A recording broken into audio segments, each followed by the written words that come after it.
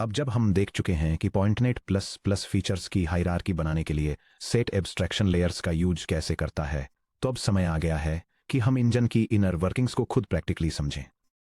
जैसा कि हमने पिछले से एस्टेब्लिश किया था, एक set abstraction S A module के अंदर सबसे पहला काम सैंपलिंग है, यानी एन पॉइंट्स के एक डेंस पॉइंट क्लाउड को लेना। मान लीजिए 4096 पॉइंट्स, और इसे समझदारी से ए एन प्राइम की सेंट्रॉइड पॉइंट्स के एक छोटे सबसेट में रिड्यूस करना। मान लीजिए 1024 पॉइंट्स। ये डाउन सैंपलिंग स्टेप पहली नज़र में काफ़ी स्ट्रेट फॉरवर्ड लगता है।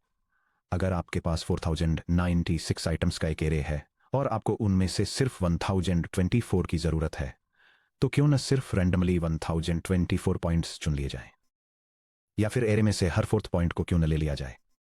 जैसा कि बाद में पता चलता है, 3D डीप लर्निंग में इनमें से कोई भी चीज करने से आपके मॉडल की परफॉर्मेंस साइलेंटली खराब हो जाएगी।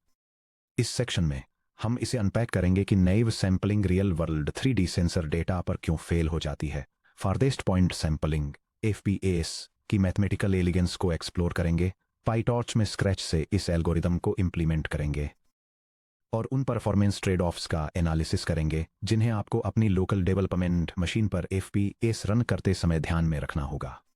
Section break, the sampling trap, वो why random selection fails in 3D।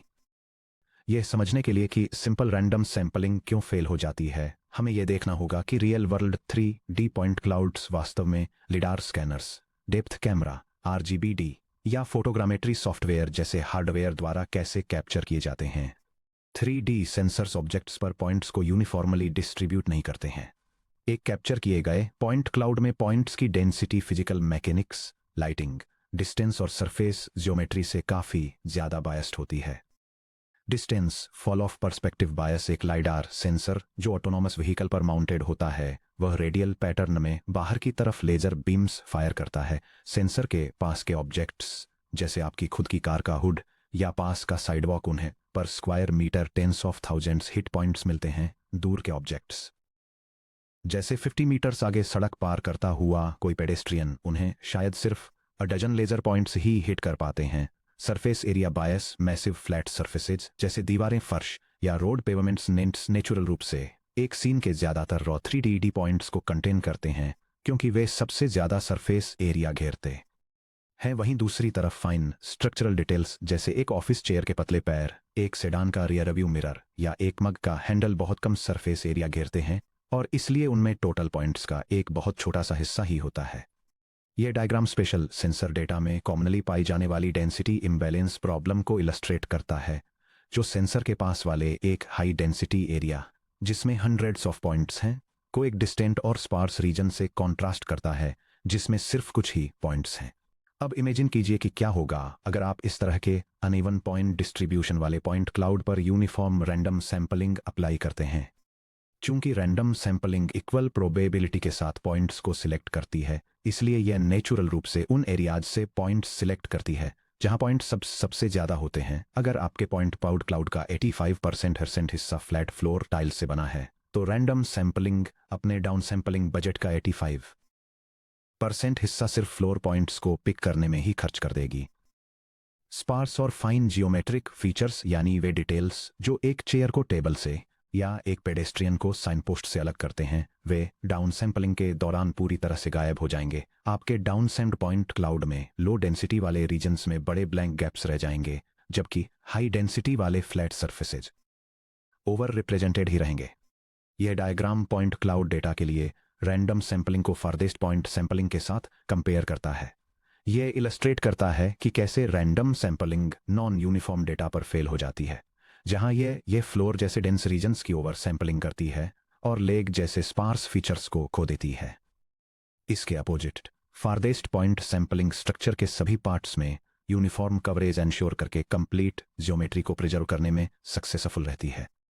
अगर हम चाहते हैं कि हमारा न्यूरल नेटवर्क किसी ऑब्जेक्ट या एनवायरनमेंट के कंप्लीट 3D स्ट्रक्चर को समझे, तो हम अपने डाउन सैंपलिंग स्टेप को लो डेंसिटी रीजन्स को इग्नोर करने की परमिशन नहीं दे सकते। हमें एक डिटर्मिनिस्टिक और जियोमेट्रिकली अवेयर सैंपलिंग स्ट्रेटेजी की जरूरत है जो लोकल पॉइंट डेंसिटी की परवाह किए बिना पूरे 3D स्पेस में यूनिफॉर्म स्पेशल कवरेज की गारंटी दे। ये हमें फारदेस्ट पॉइंट सैंपलिंग पर लाता है। Section break farthest point sampling यानी एफपीएस के पीछे का इनट्यूशन। इससे पहले कि हम कोड या इक्वेशंस को देखें, चलिए एक इनट्यूटिव मेंटल मॉडल बनाते हैं कि फारदेस्ट पॉइंट सैंपलिंग कैसे काम करता है। The wifi router analogy. Imagine कीजिए कि आप एक आईटी इंफ्रास्ट्रक्चर इंजीनियर हैं जिन्हें एक बहुत बड़ी इरेगुलर शेप वाली मल्टी स्टोरी ऑफिस बिल्डिंग के अंदर M Wi-Fi access points install करने का काम सौंपा गया है। आपका गोल पूरी बिल्डिंग में कवरेज को मैक्सिमाइज करना और डेड जोन्स से बचना है। आप राउटर्स को कहां प्लेस करना है ये कैसे चूज करेंगे? Bad strategy, random selection. आप बिल्डिंग के मैप पर मुट्ठी भर डाट्स फेंकते हैं। खराब किस्मत से 3 राउटर्स मेन कैफेटेरिया में आ जाते हैं क्योंकि वह एक बड़ा एरिया कवर करता है, जबकि फार वेस्ट साइड वाले इंजीनियरिंग विंग को 0 राउटर्स और कोई वाईफाई सिग्नल नहीं मिलता है। FPS strategy, maximised coverage. आप फर्स्ट राउटर को बिल्डिंग के किसी एज के पास प्लेस करते हैं। आप उस फर्स्ट राउटर से जितना हो सके उतना दूर चलते हैं ताकि एब्सोल्यूट वीकेस्ट सिग्नल वाला स्पॉट मिल सके, और आप सेकंड राउटर को ठीक वहीं माउंट कर देते हैं। थर्ड राउटर प्लेस करने के लिए आप बिल्डिंग से होकर गुजरते हैं और दोनों एक्सिस्टिंग राउटर्स से वाई-फाई सिग्नल स्ट्रेंथ को मेजर करते हैं। आप बिल्डिंग में वह एग्जैक्ट लोकेशन ढूंढते हैं जहां मैक्सिमम अवेलेबल सिग्नल अभी भी अपने ने लोएस्ट पर है, यानी एब्सोल्यूट वर्स्ट डेड जोन, और वहां राउटर नंबर 3 इंस्टॉल करते हैं। आप इस प्रोसेस को इटरेटिवली रिपीट करते हैं। हमेशा स्पेस में उस पॉइंट को खोजें जो करेंटली इंस्टॉल्ड सभी राउटर्स से सबसे दूर है और नेक्स्ट राउटर को वहां प्लेस करें। यह डायग्राम 2 डायमेंशनल स्पेस में फारदेस्ट पॉइंट सैंपलिंग के इटरेटिव प्रोसेस को इलस्ट्रेट करता है। सिलेक्शन एक इनिशियल सीड पॉइंट को चूज करने के साथ शुरू होता है। इसके बाद ये एक सेकंड पॉइंट को आइडेंटिफाई करता है जो पहले वाले पॉइंट से मैक्सिमम डिस्टेंस पर होता है। फाइनली यह पहले से चूज किए गए सभी पॉइंट्स की मिनिमम डिस्टेंस को मैक्सिमाइज करके एक थर्ड पॉइंट को सिलेक्ट करता है, जिससे पूरे डेटासेट में एक इवन डिस्ट्रीब्यूशन एंश्योर हो सके। यह simple greedy strategy farthest sampling के पीछे का कोर आइडिया है। प्रीवियसली सिलेक्टेड सभी पॉइंट्स से डिस्टेंस को मैक्सिमाइज करने वाले पॉइंट को बार बार चूज करके एफपीएस सैंपल किए गए सेंट्रॉइड्स को पूरी ज्योमेट्री में इवनली स्प्रेड कर देता है। डेंस रीजन्स को सारे पॉइंट्स होल्ड करने का मौका नहीं मिलता है और स्पार्स रीजन्स का सैंपल होना गारंटीड होता है क्योंकि उनके पॉइंट्स बाकी सब चीजों से बहुत दूर होते हैं। Section break, step by step algorithmic mechanics. चलिए एफपीएस की मैथमेटिकल लॉजिक को ब्रेक डाउन करते हैं ताकि हम देख सकें कि इसे 5 कोड में कैसे ट्रांसलेट करना है। मान लीजिए हमारे पास n पॉइंट्स का एक इनपुट सेट है जिसमें x1, x2 से लेकर xn तक शामिल हैं। R3 में हम m सेंट्रॉइड पॉइंट्स का एक सबसेट C एक्सट्रैक्ट करना चाहते हैं जिसमें C1, C2 से लेकर Cm तक शामिल हैं जहां m n से कम है। यहां बताया गया है कि एल्गोरिथम स्टेप बाय स्टेप से एग्जीक्यूट होता है। Step 1 initialisation. हमारे सिलेक्टेड सेंट्रॉइड्स को रखने के लिए एक एम्प्टी लिस्ट या कंटेनर सी क्रिएट करें। n साइज का एक distance tracking array distances initialise करें जिसके हर इंडेक्स पर इन्फिनिटी हो। यह एरे एस के हर पॉइंट से सी में पहले से सिलेक्टेड उसके सबसे नजदीकी सेंट्रॉइड की डिस्टेंस को स्टोर करेगा। एस से एक initial seed point C1 pick करें जिसे आमतौर पर रैंडमली सिलेक्ट किया जाता है या बस पहले पॉइंट x0 पर सेट कर दिया जाता है और इसे C में ऐड कर दें। Step 2 iterative loop. इसे m-1 टाइम्स रिपीट करें। 2 से लेकर m तक के हर इटरेशन के लिए डिस्टेंस एरे अपडेट करें। एस के हर पॉइंट xi को सबसे रिसेंटली एडेड सेंट्रॉइड C के -1 से कंपेयर करें। Euclidean distance d of xi C के -1 कैलकुलेट करें। मिनिमम रखें। हर पॉइंट xi के लिए डिस्टेंसेस एरे में इसकी वैल्यू को इसकी प्रीवियस वैल्यू और इस नई डिस्टेंस के मिनिमम पर अपडेट करें। Distances of i equal to है minimum of distances of i and then the L2 norm of x sub i minus c sub के -1। नोट, यह स्टेप यह एंश्योर करता है कि डिस्टेंसेस ऑफ i हमेशा इस सवाल का जवाब दे पॉइंट i हमारे द्वारा अब तक चुने गए सबसे नजदीकी सेंट्रॉइड से कितना दूर है। मिनिमम का मैक्सिमम सिलेक्ट करें। एस में उस पॉइंट इंडेक्स को ढूंढें जिसकी डिस्टेंसेस एरे में सबसे बड़ी वैल्यू है। C सब के इक्वल टू है the आर्ग max over x sub i in S of distances of i। Append करें। CK को हमारे सिलेक्टेड सेंट्रॉइड सेट C में ऐड करें। 2D में एक कॉन्क्रीट वॉक थ्रू। चलिए 2D स्पेस में एक छोटे से न्यूमेरिक एग्जाम्पल के साथ इसे बिल्कुल क्लियर करते हैं। मान लीजिए हमारे पास 4 पॉइंट्स हैं a equal to 0, 0, b equal to 1, 0, c equal to 0, 0, 8। D equal to 10 0। हम FPS का यूज करके M equal to 3 centroid sample करना चाहते हैं। इनिशियलाइजेशन, हम 0 0 पर ए को अपना पहला सेंट्रॉइड चुनते हैं, जहां C1 इक्वल टू ए है। C इक्वल टू वो लिस्ट है जिसमें ए है। क्लोजेस्ट सेंट्रॉइड ए की distance, A leads to 0, B leads to 1, C leads to 8, D leads to 10। Iteration 1, हम अपनी डिस्टेंस लिस्ट 0, 1, 10 में मैक्सिमम वैल्यू देखते हैं। पॉइंट डी की डिस्टेंस सबसे ज्यादा $10 है।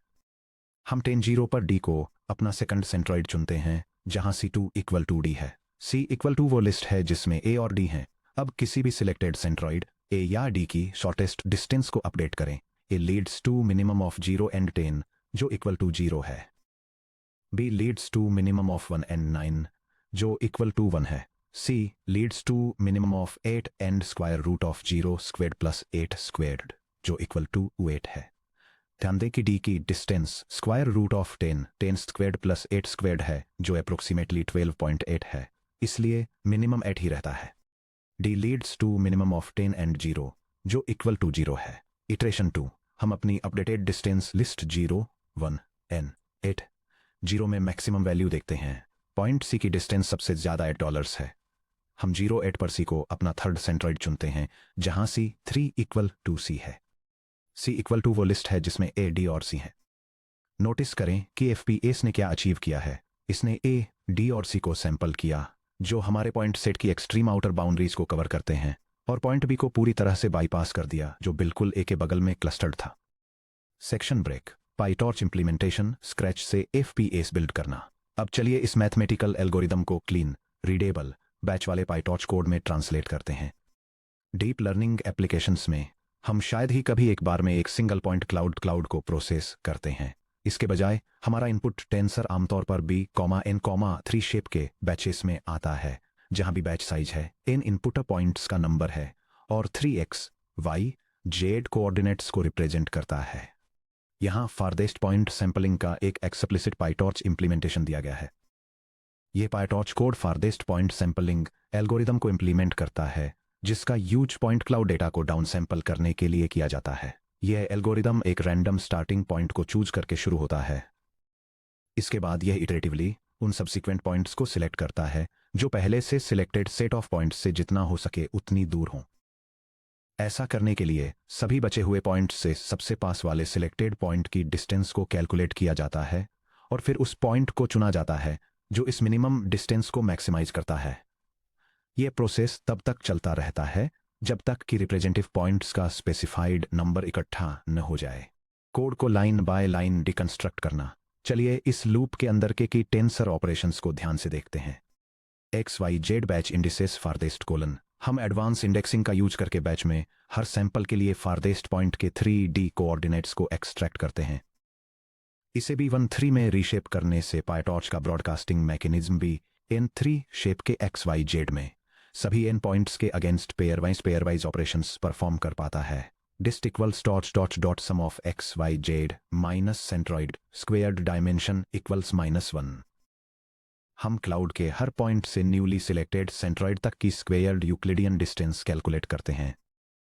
हम स्क्वायर रूट यानी टॉर्च डॉट ASQRT लेने से सेफली बच सकते हैं, क्योंकि रिलेटिव डिस्टेंस रैंकिंग्स सेम ही रहती हैं, चाहे वे स्क्वेयर्ड हों या नहीं, जिससे कीमती GPU कंप्यूटेशन साइकिल्स बचती हैं। Distance mask equals dist mask. ये अपडेट रूल FPS का दिल है। डिस्टेंस हर पॉइंट से अब तक सिलेक्ट किए गए किसी भी सेंट्रॉइड की शॉर्टेस्ट डिस्टेंस को स्टोर करता है। अगर कोई पॉइंट पहले से सिलेक्टेड किसी भी सेंट्रॉइड की तुलना में हमारे न्यूली एडेड सेंट्रॉइड के ज्यादा क्लोज है, तो डिस्टेंस में उसका रिकॉर्ड श्रिंक हो जाता है। Torch dot max distance dimension equals -1 index 1। हम अपडेटेड डिस्टेंस टेंसर को क्वेरी करते हैं ताकि उस पॉइंट का इंडेक्स ढूंढ सकें जिसकी सभी सिलेक्टेड सेंट्रॉइड से मिनिमम डिस्टेंस सबसे ज्यादा हो। वह पॉइंट हमारा नेक्स्ट सेंट्रॉइड बन जाता है। टेस्टिंग अवर पाईटॉर्च FPS फंक्शन। चलिए एक क्विक वेरिफिकेशन स्निपेट के साथ इस इंप्लीमेंटेशन को टेस्ट करते हैं। यह पाईटॉर्च स्क्रिप्ट डेमोन्स्ट्रेट करती है कि फारदेस्ट पॉइंट सैंपलिंग एल्गोरिदम का यूज करके 3 डायमेंशनल पॉइंट क्लाउड्स के एक बैच को कैसे डाउन सैंपल करना है। यह पॉइंट क्लाउड्स का एक सिंथेटिक बैच जनरेट करके शुरू होती है। रिप्रेजेंटेटिव सेंट्रॉइड्स के एक सबसेट को सिलेक्ट करने के लिए सैंपलिंग मेथड अप्लाई करती है और इन सैंपल्ड पॉइंट्स के कोऑर्डिनेट्स को एक्सट्रैक्ट करती है। फाइनली ये ऑपरेशंस को वेरीफाई करने के लिए इनपुट, इंडिसेस और सैंपल्ड आउटपुट्स के शेप्स को प्रिंट करती है। आउटपुट। ये पाइटॉर्च टेंसर आउटपुट एक point cloud down sampling process को इलस्ट्रेट करता है। यह इनिशियल 3 डायमेंशनल पॉइंट्स के डायमेंशंस, सिलेक्टेड इंडेक्स लोकेशंस और डेटा के एक बैच के लिए रिजल्टिंग सैंपल सेंट्रॉइड कोऑर्डिनेट्स को दिखाता है। Section break. कंप्यूटेशनल कॉम्प्लेक्सिटी और प्रैक्टिकल हार्डवेयर ट्रेड ऑफ्स। हालांकि farthest point sampling outstanding geometric coverage provide करता है, लेकिन सॉफ्टवेयर इंजीनियर्स के लिए इसकी कंप्यूटेशनल कॉस्ट को समझना इंपॉर्टेंट है। इंजीनियरिंग में कोई फ्री लंच नहीं होता है। Time complexity of N times M. चलिए एफपीएस रन करने की कॉस्ट को एनालाइज करते हैं। हमें एम सेंट्रॉइड्स कलेक्ट करने की ज़रूरत है। हर एम इटरेशंस में हम न्यूली एडेड सेंट्रॉइड और सभी एन ओरिजिनल इनपुट पॉइंट्स के बीच की डिस्टेंस कंप्यूट करते हैं। इससे पर point cloud of N times M की टाइम कॉम्प्लेक्सिटी मिलती है।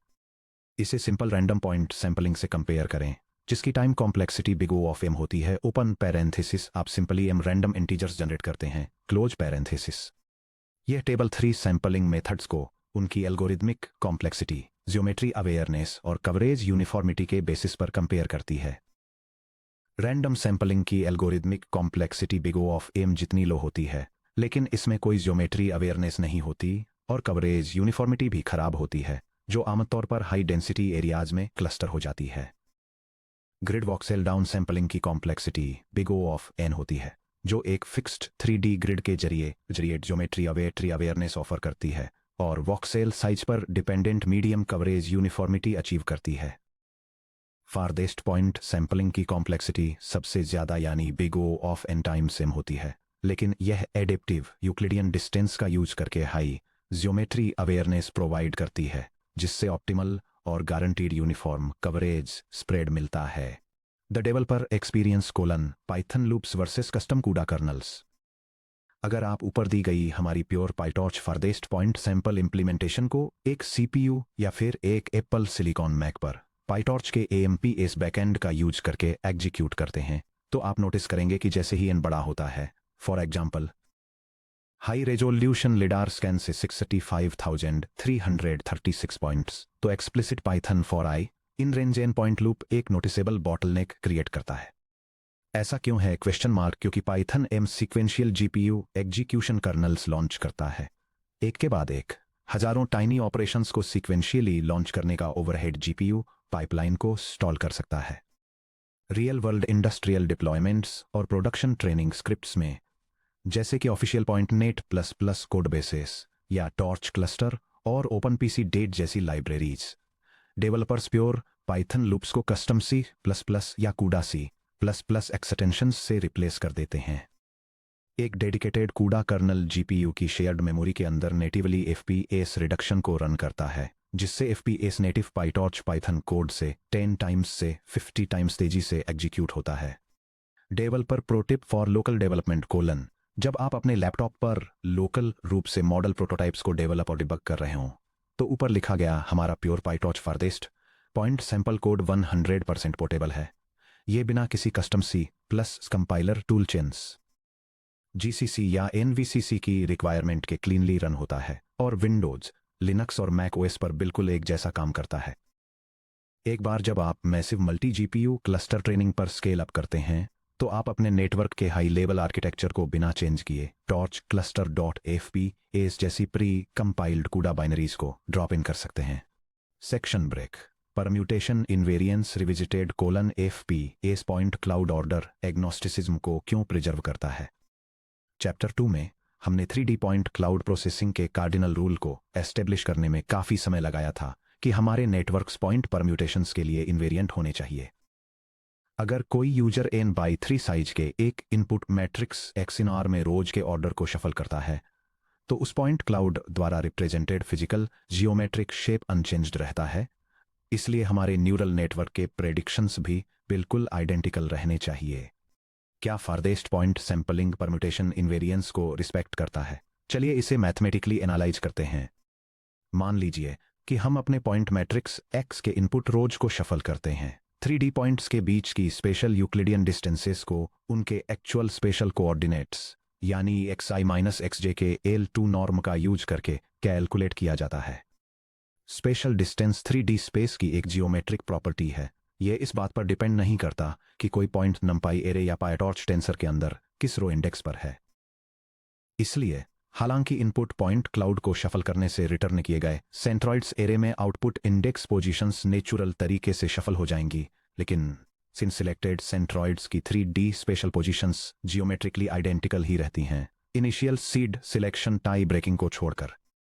चूंकि FPS मेमोरी ऑर्डरिंग के बजाय पूरी तरह से रिलेटिव स्पेशल डिस्टेंस के बेसिस पर सेंट्रॉइड्स को सिलेक्ट करता है, इसलिए यह 3D डीप लर्निंग आर्किटेक्चर्स के लिए required fundamental order agnostic guarantees को पूरी तरह से प्रिजर्व करता है। Section break 7 connecting the dots FPS anchors local neighbourhoods. चलिए थोड़ा पीछे रह देखते हैं कि farthest point sampling overall PointNet plus plus architecture में कैसे फिट होता है। एक सेट एब्स्ट्रैक्शन SA मॉड्यूल की 3 पार्ट एनाटॉमी को याद करें। सैंपलिंग लेयर जो लीड करती है, हम यहां हैं ग्रुपिंग लेयर की तरफ। पॉइंटनेट फीचर एक्सट्रैक्शन लेयर। यह diagram point cloud processing pipeline में फारदेस्ट पॉइंट सैंपलिंग के रोल को इलस्ट्रेट करता है। यह एक dense raw input point cloud से यूनिफॉर्मली डिस्ट्रीब्यूटेड सेंट्रॉइड एंकर्स के एक छोटे सेट में ट्रांजिशन को दिखाता है। ये सैंपल्ड सेंट्रॉइड्स फिर बाद के ग्रुपिंग स्टेप के लिए इनपुट के रूप में काम करते हैं, जो आमतौर पर बॉल क्वेरी या के नियरेस्ट नेबर्स जैसे मेथड्स का यूज करता है। FPS ने हमारे चैलेंज का पहला हाफ सक्सेसफुली सॉल्व कर दिया है।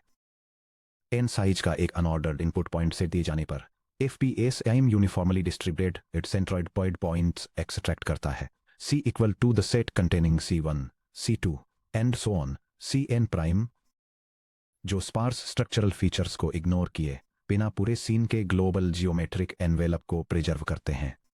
हालांकि आइसोलेटेड स्पेशियल पॉइंट्स का एक सेट ही काफ़ी नहीं है। हायरार्किकल रिप्रेजेंटेशंस बिल्ड करने के लिए हमें इनमें से हर एक FPS सेंट्रॉइड्स के अराउंड नेबर पॉइंट्स के लोकल क्लस्टर्स गैदर करने की ज़रूरत है। हम कैसे डिसाइड करते हैं कि कौन से नेबरिंग पॉइंट्स किस सेंट्रॉइड को बिलोंग करते हैं? क्या हमें हर सेंट्रॉइड के अराउंड एक फिक्स्ड स्पेशियल स्फीयर ड्रॉ करना चाहिए, या फिर डिस्टेंस की परवाह किए बिना स्पेस में के नियरेस्ट पॉइंट्स सर्च करने चाहिए? ये हमें सीधे हमारे अगले टॉपिक 4.3 बॉल क्वेरी वर्सेस के नियरेस्ट नेबर्स के NN ग्रुपिंग लोकल नेबरहुड्स पर ले आता है।